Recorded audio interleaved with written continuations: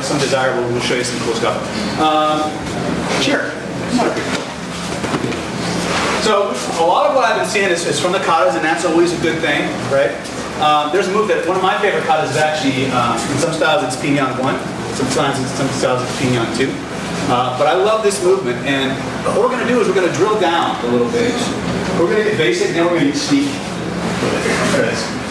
One of the things that I do a lot of cross training, and I look at a lot of different types of forms that are systems that utilize this movement. And I'll show you some sneaky biomechanical stuff later, like I always do, right? Because I spent the last probably 7 or 8 years deconstructing Aiki. And one of the reasons that Aiki is so hard to learn is because it's not one thing. It's about 22 separate individual modular concepts that interlink in different ways. So I'll show you some of that. But the first thing I want to do, everybody stand up. And I want you to do this. Oh shit. Can we do this? Or just go, oh shit. Right? So you're going to get a partner, and what he's going to do is do you want to call Jerry or Chappie? Wait for the Chappie. Because all Jerry's going to do is he's going to throw an open-handed kind of a hook punch at my head, nice and slow. And as he does, I'm going to go, oh shit. And I'm going, go ahead and get it. And I go, oh shit. And I just want to tap that a little bit, just to get that used to being willing to take impact. Because that's most likely what's going to happen anyway. You're going to be standing at a bus stop, you're going to see some shit out of the corner of your eye, and you're going to go, oh shit! Right? And we're going to wind up in this position. Okay, and we're going to work off of this base. And I'm going to show you how it works out of this movement in the kata. That'd be cool? We're going to get that down first. Right? So as again, he's just going to come nice and slow. So he can go slow, but I want him to come heavy. So you do the guard. And this is what I want you to do. I just want this kind of a movement. Just not real fast, but nice and heavy. So he's okay with taking impact, and he knows that will protect him. Does that make sense? Yes. Okay. So let's do that for a couple minutes just to get comfortable, and then we'll start building on that. All right? Gary, come on back, brother. All right. So, Sensei Crack or Master Crack. He spent a lot of time on the brush check, right? Now, understand that when we talk about brush check, there's 3 possible positions you can be in. We call it good, better, best. Right? I could be all inside. I could be what we call a split entry, or I could be all outside. Right? One of my favorite techniques, which we'll get into, is a split entry here. And a lot of the Kyusho that I do, I don't set up on the arm first. I know that sounds weird, but one of the reasons is I know that these points, if I hit them hard enough, I'll put the guy out, right? So a lot of times what happens is, you see this also in the Eskrima tournaments, where we're taught in theory to hit the hand. When you actually get the gear on, it looks like this. Because they're all trying to swing at the hand, because they don't actually train to hit the hand. So one of the things that I'm thinking is, Kyusho, 1 second fight, we want to get in and out. So as the strike is coming in, I'm going to blast the eyes. See what happens to his head? The minute I do that, I have a bunch of options open. Everybody find your shoulder and your elbow. All right? The secret to this is that the elbow, we know it bends this way, right? So if I come in and I come straight back, I'll bring him straight in.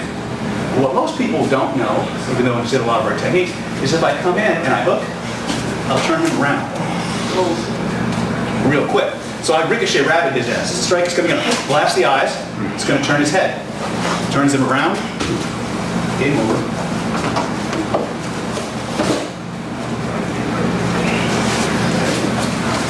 Okay?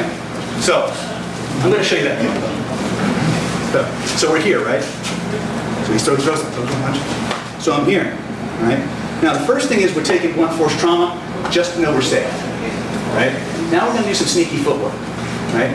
I can come in, I can take that impact this way, and I can eye jab, come right down, boom, right? But we're going to do something it's kind of in your Nahanchi kata and in your crossover stance. And it looks like this. Watch very closely. It goes 1, 2.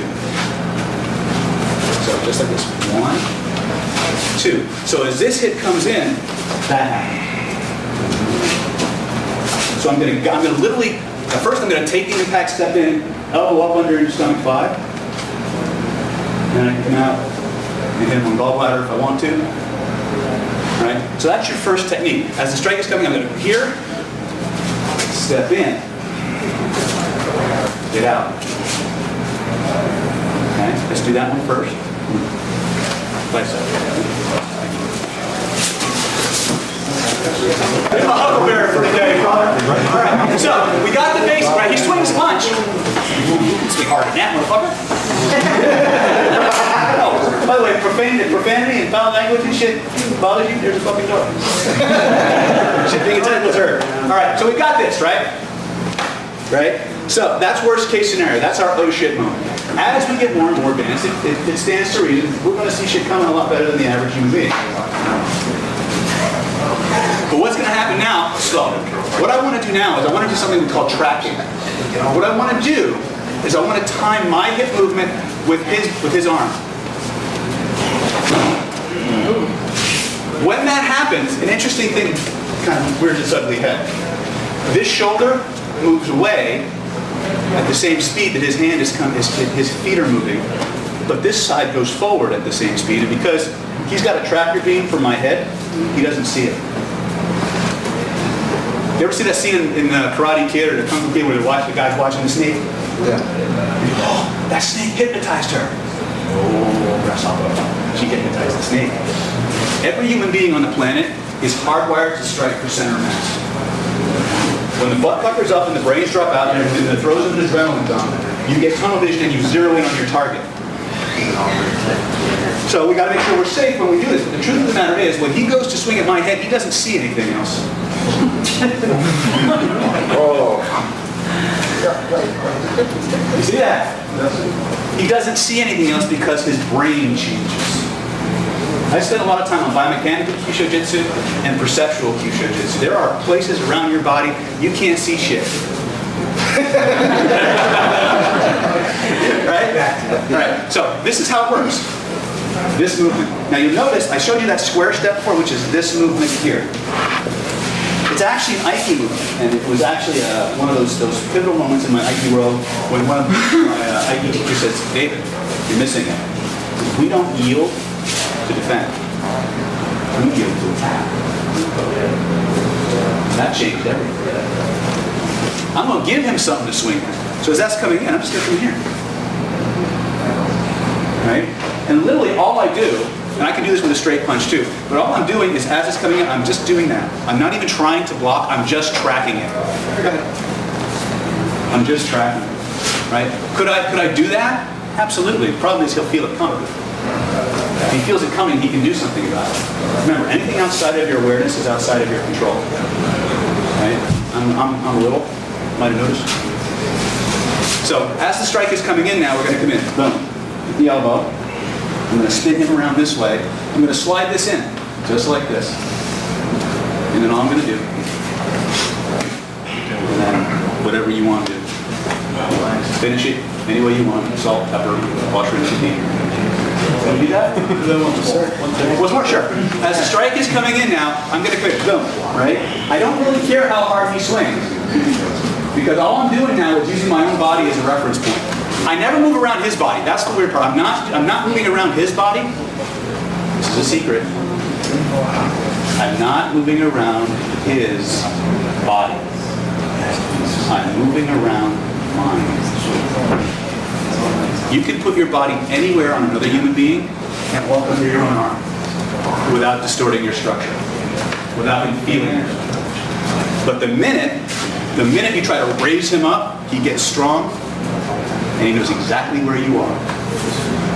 So what we're doing here, after we get that safety factor out of the way, is we're going to build the illusion of solidity. So as he goes to swing, that shit happens. You didn't feel that, did you? Because when it came in, see how they're crossed? Slow-mo.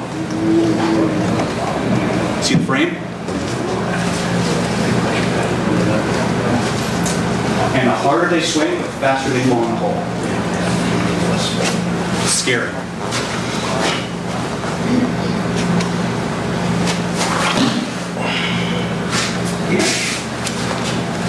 Okay, so we'll start here, we'll track it, step in. Hit the back, base on triple warmer 11.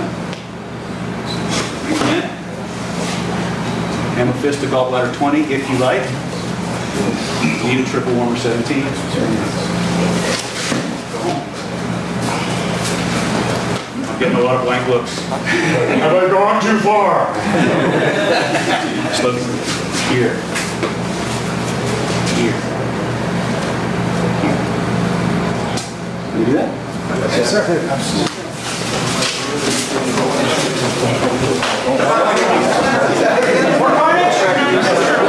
All right, Jerry. Now my man Jerry comes in. He comes in. I go, oh shit. Right? You okay? And he's looking at me funny.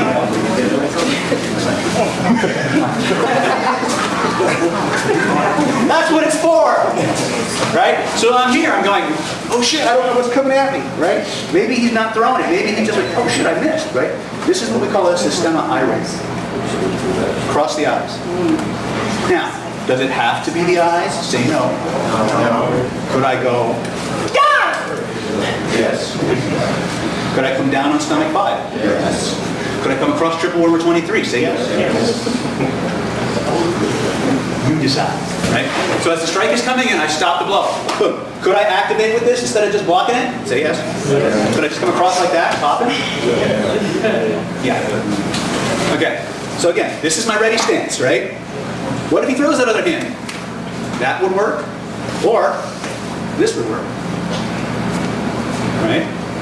So we have contingencies here.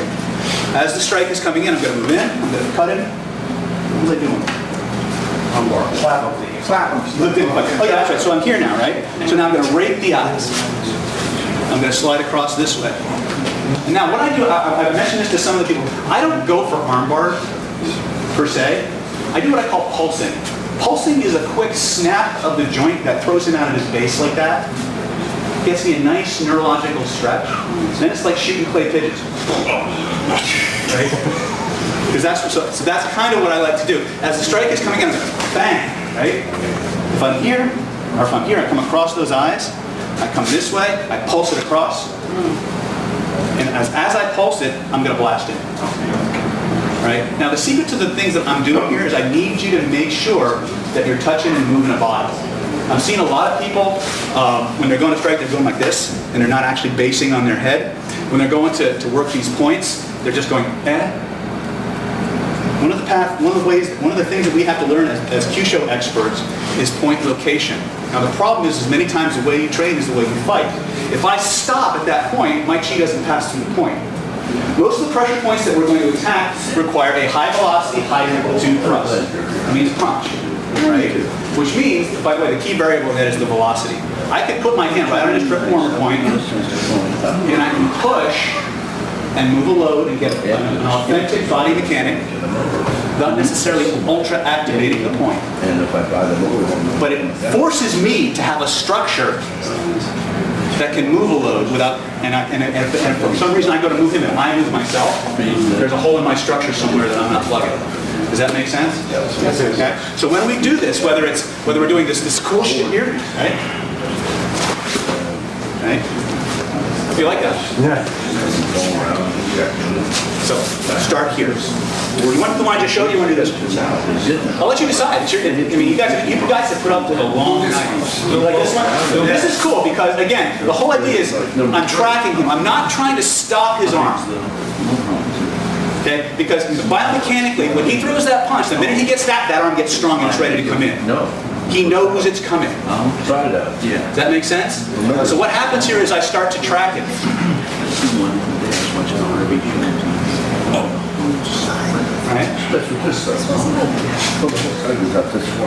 Right? The whole idea is slow.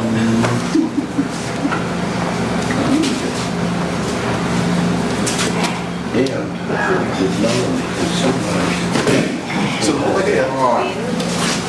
That's where we're going. Right? So we got the oh shit scenario. We got the intermediate level scenario.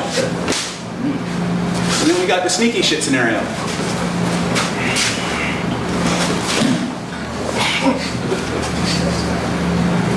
You pick. Go play.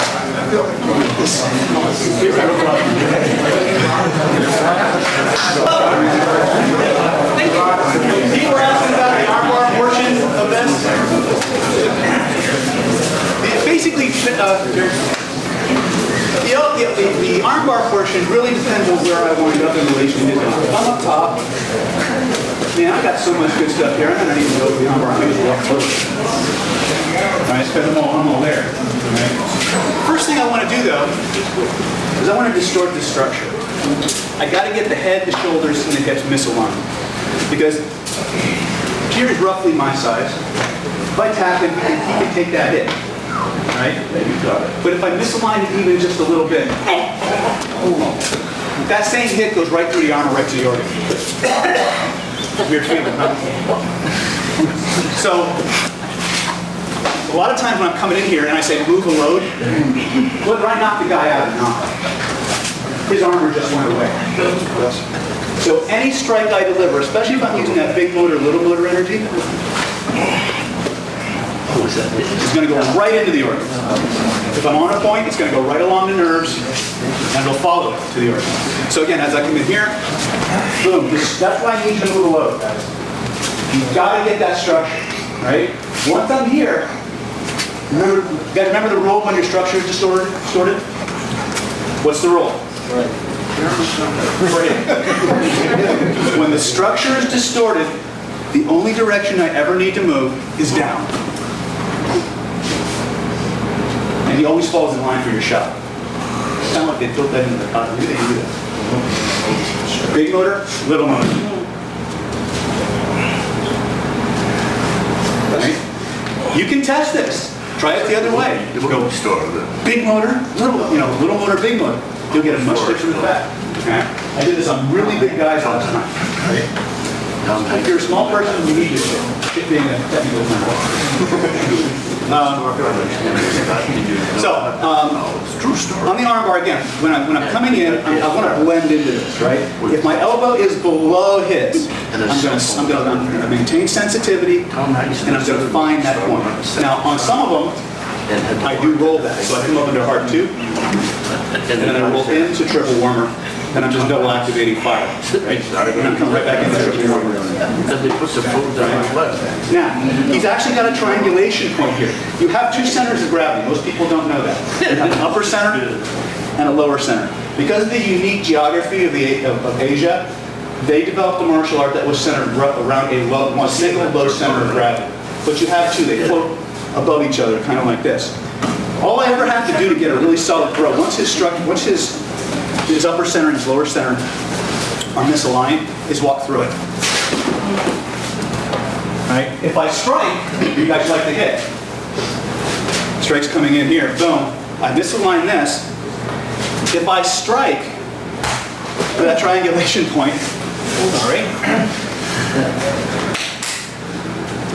there's nothing there, it goes right through him.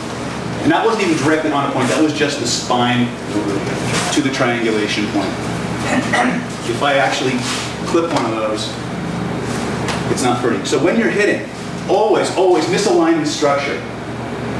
Find the triangulations, move your body. Again, and these techniques, yes, any technique. And strike. Sorry.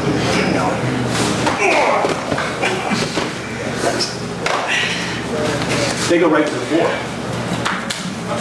So even if they don't go out, they go down. Yes, sir.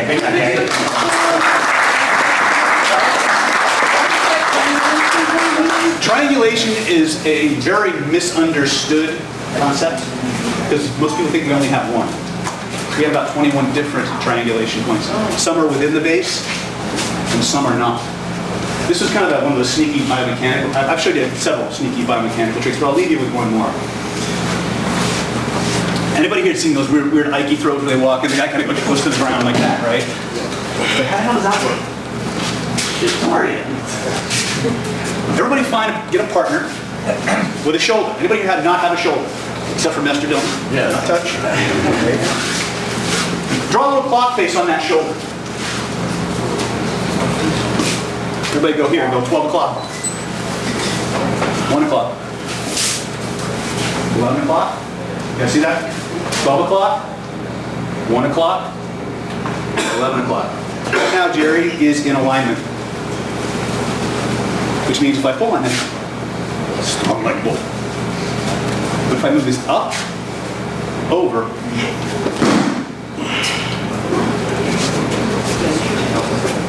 So you move 12 o'clock.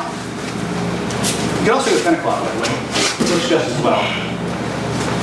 But in this case, I go 12, 11. It's good. And the whole structure. As long as you sink from beneath here. Even Jerry's my size, be strong. Okay. Jerry's my size.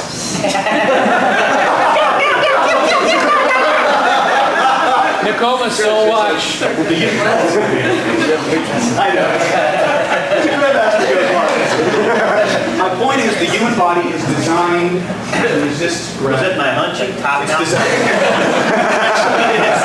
It's designed to be strong with forces applied from the top down. Not from the bottom up. Sorry. Bastard.